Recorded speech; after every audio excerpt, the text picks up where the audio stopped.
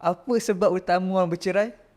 Kalau you tanya saya, ini berdasarkan apa yang ni, bukan berdasarkan statistik yang dikeluarkan mungkin Jabatan Agama lah yang saya nampak. Pertama, saya nampak antaranya adalah isu nafkah. Nafkah ni salah satu isu yang paling besar lah bagi saya. Sebab kalau seju datang pada kita pun, yang isu perceraian pun nafkah lah antara isu dia. Kedua, saya nampak isu keganasan rumah tangga lah. Keganasan rumah tangga ni sangat banyak berlaku. Bila berlakunya kita kata keganasan rumah tangga ni, bukan kata benda tu melibatkan penganiayaan secara batin saja tau. Tapi penganiayaan secara zahir, contohnya pukul apa semua kan. Batin maksud emosional. Hasil emosi. Okay. Ada orang yang kena ugut, ada orang yang kena maki hamun. Hari-hari maki hamun, pening juga. Ya. Balik rumah je. Banyak kita jumpa kes macam tu. So keganasan rumah tangga ni antara ni. Yang saya jumpa juga banyak adalah berkaitan dengan dadah.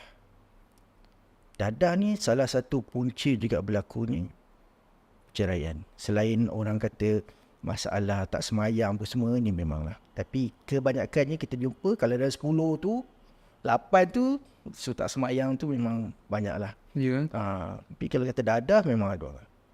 Judi pun ada. Sekarang judi senang. Kan orang main judi dekat handphone je kan. Orang tahu bulan-bulan dah tak ada duit. Dia akan jadi isu pada nafkah. Nafkah yang dimaksudkan tu adalah nafkah yang ikut agama lah. Dari segi makan minum, anak bini. Ada orang yang kahwin, suami tak bekerja, suami malas, suami tak bagi nafkah, isteri yang kena handle everything. Sebab ada certain kan fahaman nafkah ni dia ingat duit belanja bulanan betul? Bukan dia belanja bulanan. Tapi 3 tu lah. Makan minum, pakaian, tempat tinggal. Ada orang dah sediakan benda tu, dah peruntukkan, dia tak bagi additional duit. Kalau you tak peruntukkan benda tu, you kena bagi duit. Untuk memenuhi keperluan 3 tu. Ada tak yang macam suami dia provide dah makan, dia provide dah tempat tinggal dan pakaian, tapi isteri datang jumpa tuan komplain sebab tak dapat duit belanja? Ada juga. Ada juga dia minta. So tu kan. Tuan basuh dia. Kita express lah. Sebab kalau dah peruntukkan, kita consider benda tu dah selesai, dah dipenuhi. Kalau dia nak bagi, dan itu atas kata ihsan, atas kasih sayang dia nak bagi. So to put it simple, kat Malaysia ni berdasarkan Tom punya experience, the main reason perceraian adalah antara 3 tu tadilah. Betul. Dadah, abuse dan juga nafkah. Tak ada orang ketiga lah. Orang ketiga pun ada. Lately ni banyak lah orang ketiga ni. Lately banyak orang. Lately ni pun banyak. Banyak orang ketiga. Sebab dia, saya rasa pada dia sebab lagi lajunya teknologi tu, hubungan tu lagi cepat nak develop.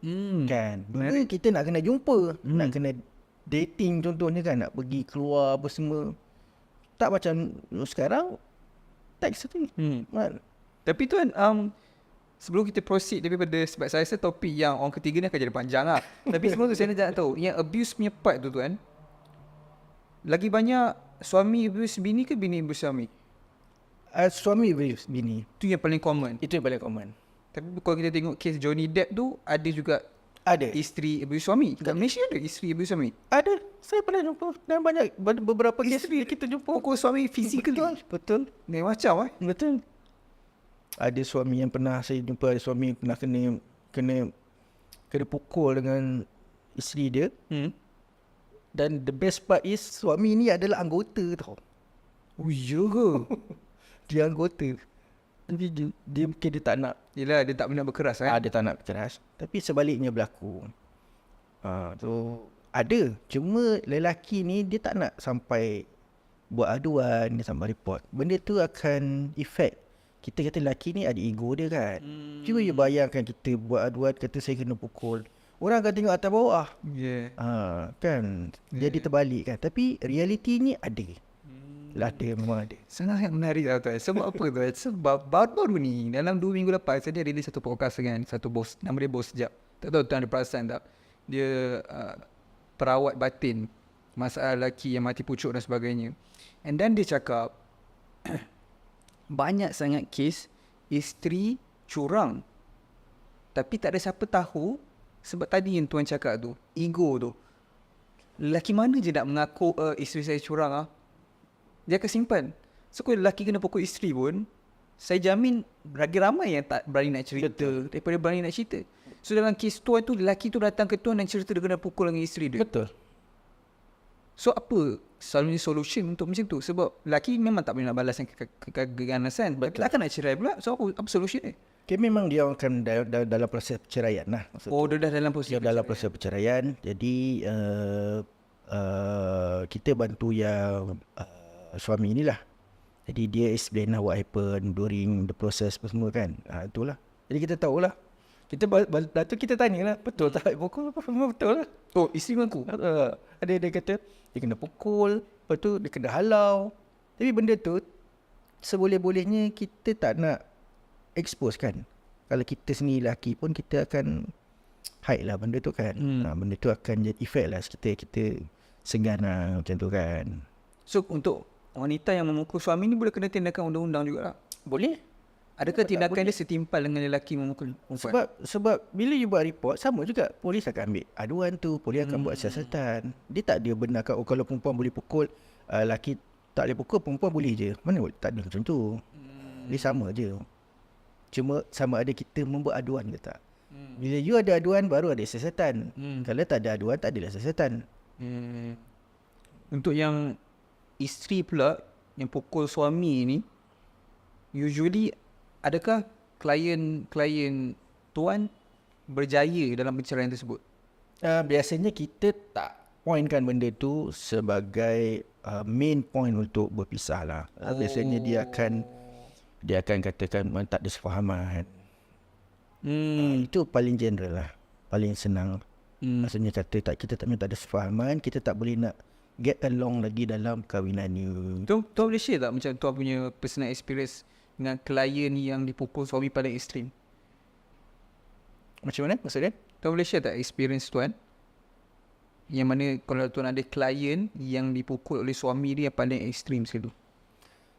Kalau you perasan baru ni ada satu kes, ni bukan kes saya. Okay. Tapi pernah berlaku pada kita punya klien lah. You perasan ada satu isu yang satu isteri ni kena ditolak dekat Gaung. Oh, okay. Sambil kan? Yes. Tapi itu bukan cerita dia. Itu bukan kita punya. Okay. Tahun 2014-15 macam tu lah. Satu klien ni, cerita dia sama macam tu. Dia mengandung. Dia bergaduh dengan suami dia. Suami dia tinggalkan dia. Tak tahu dia kena pukul ke tak. Tapi dia tinggalkan di highway masa tu. Highway tu highway baru tau. Saya tak ingat highway mana. Dan memang tak ada orang. Bayangkan tinggal kat highway. Macam mana? Nak di kat kereta semua laju kan. So, bila ada cerita tu saya memorize balik, recall balik. Oh, benda ni dah pernah berlaku dulu. Cuma zaman tu mungkin tak viral macam sekarang lah. Kita tak ada TikTok semua, mungkin tak ada. Betul. Pukul ni memang banyak. Orang datang dengan kita dengan mata lebam, dengan muka cala. Ini bukan cerita, kita boleh tengok video tau. Orang datang buat kita CCTV, kena sepak, macam sepak bola je. Serius Patah, berdarah. Banyak kita jumpa orang yang dalam dia reported kan, mati kan, pukul. Dulu kat polis ada satu kes kena. Kat Batu Gajah ada recent one yang kena pukul. Itu semua bermula dengan pada keganasan rumah tangga. Mungkin dia diamkan, mungkin tak ada aduan. Itulah isu dia. Selalunya report ni bukan first time lah dia kena keganasan tu. Biasanya kali pertama orang perempuan ni, kebanyakan saya jumpa pattern dia akan cuba settle down dulu. Let lu bincang dulu. Lepas tu dia second dah kena kali kedua baru dia buat aduan. Ada orang yang buat aduan daripada awal lagi. Ada juga kan tak ada. Selalunya berdasarkan tu yang experience sebab apa suami berkasar? Biasanya itulah antara dadah, duit. Maksudnya dia minta duit ke isteri. Panas baran ni memang ada juga yang memang kita bukan dah kata genetik keluarga. Tapi daripada atas lagi pun dah memang macam tu. Ya? No, daripada atas mana kalau kita bapak dia lupa pukul mak dia. Kan macam tu. Jadi So dia nampak benda tu dia berlaku. nampak benda tu. Bila dia nampak benda tu, dia kadang-kadang dia dah masuk kat sini, dia pun anggap benda tu macam it's okay. Itu yang berlaku pada pasangan dia. Kena pukul. Bila you dalam rumah, you kena pukul. Kalau hanya you yang boleh selamatkan diri you. Tak ada orang yang boleh. Kalau you pukul kat tempat orang awam, open, okay, orang lain boleh bantu. Nah, itu yang jadi makin teruk tu. Makin teruk, makin diam, makin teruk. Makin diam, makin teruk. Okay, betul. Selalu kalau macam anak yang nampak keganasan berlaku antara mak ayah dia, outcome ni selalu antara dua je, betul doktor? Doktor pula. Ya, doktor peguam, sorry.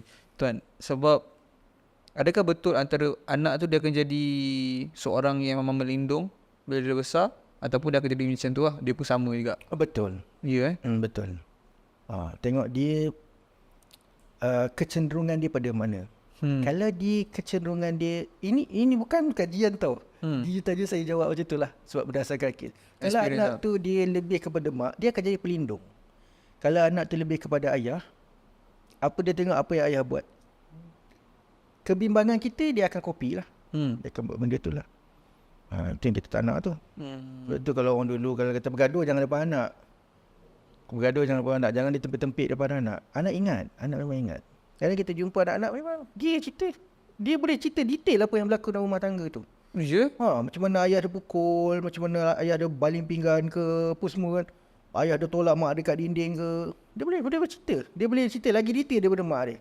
Sebab dia nampak mak dengan dia tekan.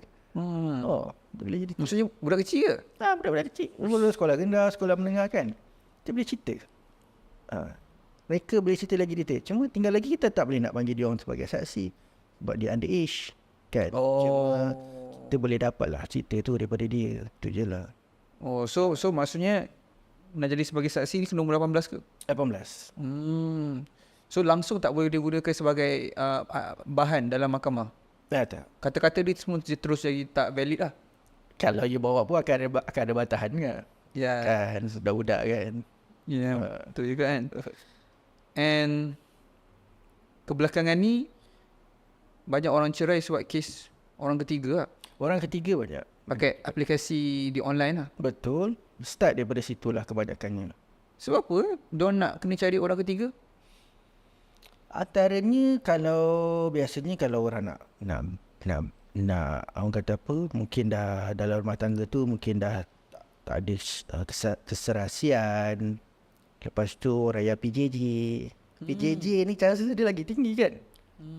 PJJ kita jumpa yang banyak kan. Ataupun orang yang nak berpoligami. Tak adalah sebab saya ingat kan tuan kan, so, macam PJJ ni aku sanggup kahwin dengan dia walaupun dia jauh, maksud cinta aku kuat terhadap dia. Tapi orang yang macam ni sebenarnya lebih cenderung kepada orang ketiga. Betul. Daripada peringkat awal kalau you kita tak recommend, kita tak nasihatkan untuk PJJ tu satu tempoh yang lama. Kecuali iman you memang kuat lah. Kita kata apa sahaja halangan, you are the only one yang I takkan. Tapi rata-rata kes yang kita jumpa, dia tidak begitu. Setahun, 2 tahun boleh lah you tinggal sin. Lama-lama kan. Sebab kita, suami, lelaki dalam rumah tangga, isteri dalam rumah tangga, kita kehendak kita tu, kita ada tuntutan batin kita tu. Kan? Itu yang, kalau cakap dari setahun, 2 tahun, aku memang boleh. Tapi lama-lama kita tak boleh.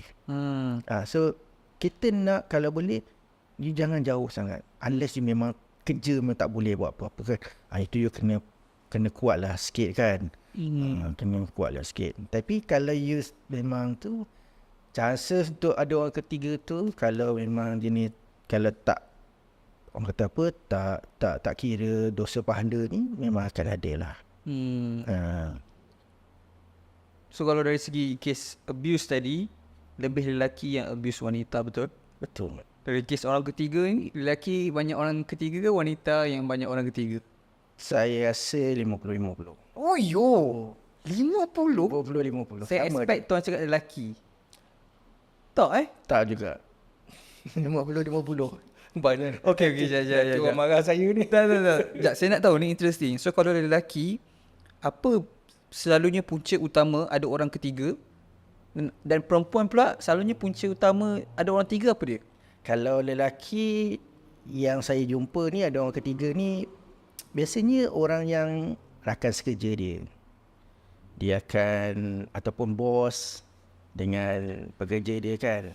Mungkin masa dia... Maksudnya lelaki tu bos? lelaki tu Okay, bos. Masa dia di luar dengan masa dia di rumah dengan keluarga tu terlampau beza sangat. Mungkin dia banyak masa di keluar.